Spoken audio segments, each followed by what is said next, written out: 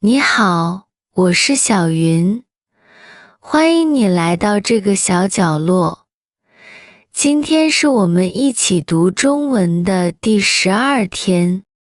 今天的短文叫《我喜欢的食物》，我们一起慢慢来。我喜欢吃饺子。饺子是中国很有名的食物。饺子外面是皮，里面有肉和菜。我觉得饺子很好吃。每次吃饺子的时候，我都觉得很开心。我常常和朋友一起去饺子馆吃饺子。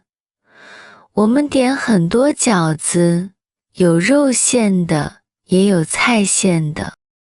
每种饺子都很好吃。吃饺子的时候，我喜欢蘸醋，这样味道更好。除了饺子，我也喜欢吃面条。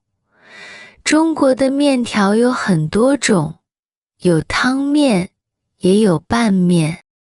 我最喜欢吃牛肉面。牛肉面的汤很香，面条也很好吃。冬天的时候，吃一碗热面，感觉特别暖和。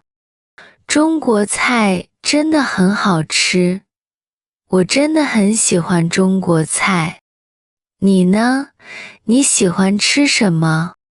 你可以在评论区写一句“我喜欢吃饺子”。